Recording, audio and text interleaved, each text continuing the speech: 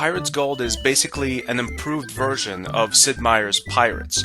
It's an intriguing open-world game with a lot to do for the era it came out in. Just think of the things you can do as a pirate. Well, not like a real pirate, but, you know, the romanticized version of a pirate. And you can do those things in the game. You sail around fighting various legendary pirates. You can decide who you're aligned with. There's all sorts of social interactions in the game. You're selling things you plunder. You're buying things you need to continue sailing. It's a very complex pirate simulation, and you need to pay attention to the details because it really is rich. The problem is, even though the game is incredibly rich in almost every way, it just starts to repeat itself at some point. You start seeing a pattern in the gameplay where you keep doing the same things over and over. And this is true for basically even the best pirate simulations out there. I mean, at some point you start seeing gameplay repeat itself in even the newest pirate simulations like Black Flag.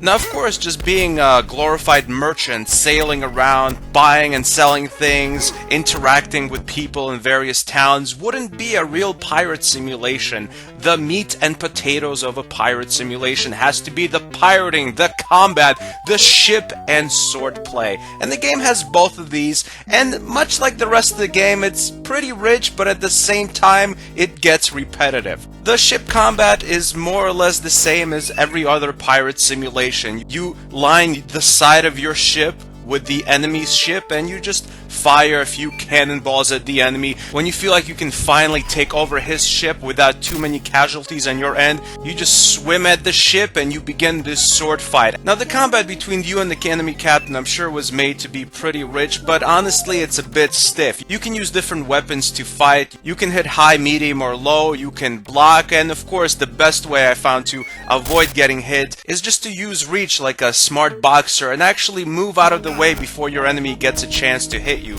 But honestly, the best strategy in the game is not to have a strategy at all. On the easy or medium difficulties, your best strategy with most ship captains that you're fighting is to spam a regular attack and just walk into your enemy. Just continually walk into him and spam, and more often than not, I'm talking 90 to 95% of the time, you will easily defeat them that way, which is a shame. I don't want to have to abuse game mechanics, but if it's the best way to win, what am I gonna do? Win in Rome, right?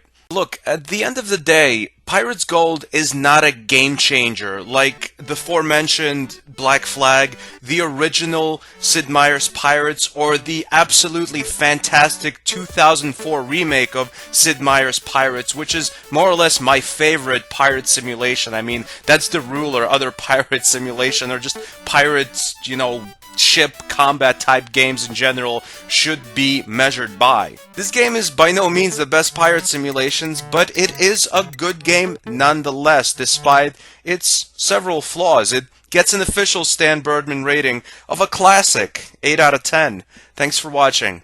Goodbye, my friends.